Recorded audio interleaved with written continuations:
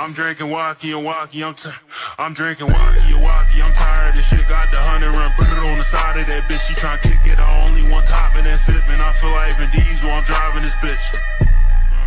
Alright guys, sorry if the camera angle is a little weird, trying something new. I got done with my day a little bit earlier than I thought, so I think I'm going to start early on the third gen. Later tonight, I don't know if it'll be this video, maybe the next, but we're going to tackle some suspension issues that are going on with the truck. But right now, I'm going to take you guys for a quick tour of the nasty interior. This thing needs a detail. But yesterday, I went to the junkyard with my girlfriend and we picked up some parts. We're going to swap some stuff over in the interior, get ready to get a detail and get it cleaned up.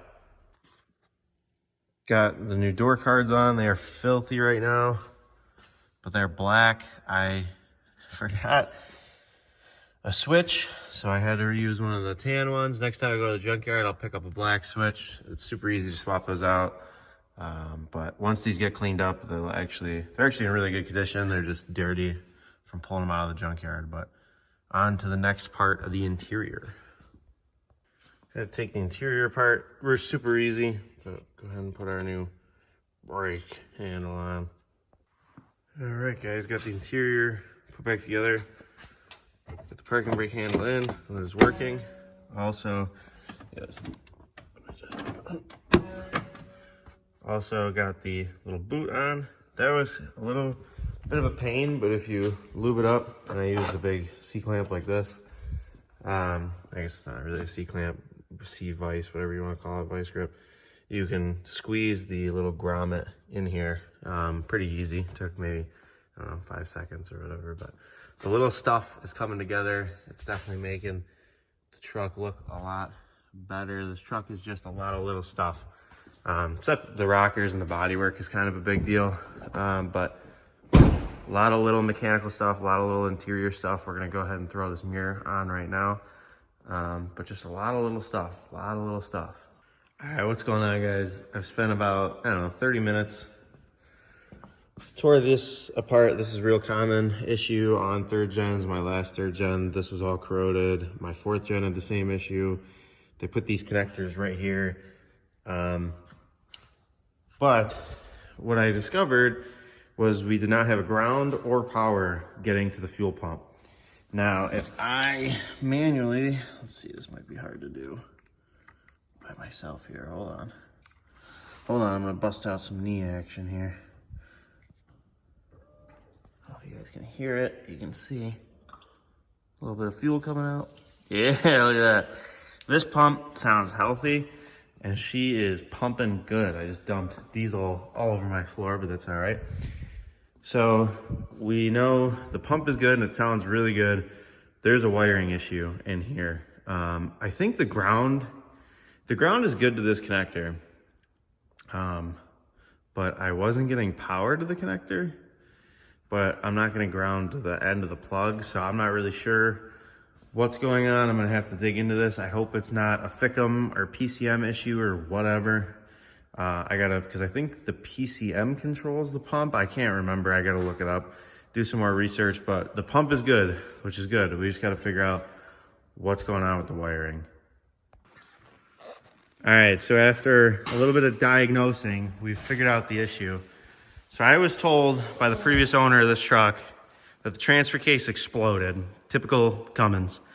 And I think the harness that they replaced it with going to the back of the truck is off a different year truck. Because at the front here, at our bulkhead connectors, our wire for our pump in the tank does not connect to anything on the front here, and all these are different colors. I don't know if that's normal. Let me know in the comments if you're a Cummins guru. I am not. And then the ground, after digging around back here, I found the ground right there. It's that big exposed wire right there. Obviously that's not grounding. The Bluetooth ground doesn't work real well. But we're gonna fix this ground and this rear harness up and then figure out a way to plumb in power at the connector so when you turn the key on, it functions like it's supposed to. And then on to fixing the fast lift pump.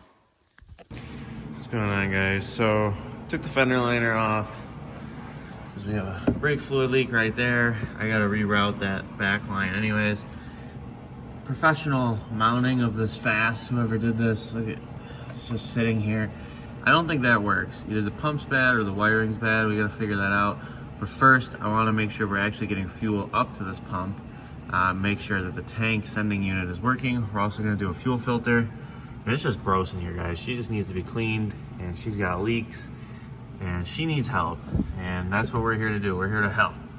All right, we're under the hood of the Cummins. I'm gonna pop this intake off because it's actually broken. But also I found a cheap aftermarket one I'm gonna throw on here.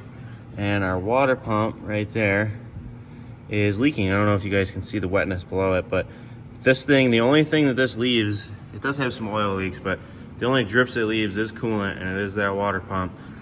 So, got the bucket, we're gonna drain it out, put a new water pump on this thing. There's coolant. Guys, got the new water pump on. Super easy, I love Cummins water pumps, 2 volts in and out. Got the intake off, we're putting the new one on tomorrow. Now we're gonna work on the transmission. I wanna swap the fluid out in it. And we're also gonna do an oil change. Got the PTO cover off, letting this drip a little bit. Everything looks good, fluid looks good, no big chunks or nothing. There is no magnet in the bottom of this though that I see, so I'm gonna see if I can get a magnet for this made up before I put this cover back on. And I don't have the fluid to fill this up anyways. It uses Synchro Mesh, weird fluid. So we gotta fix all that. I gotta get Synchro Mesh for this rig. And the store only had 2 quarts, I need 6, so. Got the console up and this off. I'm gonna leave it in here until I get the fluid just so nothing falls in there. Also missing a bolt, so I'm gonna go to this hardware store and get a bolt. It just wasn't in this at all. So yeah, hopefully for you guys it'll be a flash, but for me tomorrow or the next day we'll be filling this transmission up. We're gonna be working on the suspension now, starting with the wheel bearing. I've done a few wheel bearings on a few Cummins. That's probably one of the worst. Also the suspension up here is loose. I don't think I'm gonna be able to get it to act up.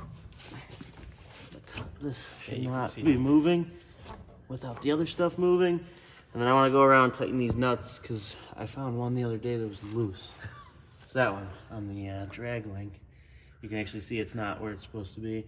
And then everything is greasable. Every single fitting, and like obviously ball joints, U-joints, everything is greasable. I want to go through and grease everything because even though it's probably the easiest truck to grease on the planet, it appears the previous owner didn't grease anything.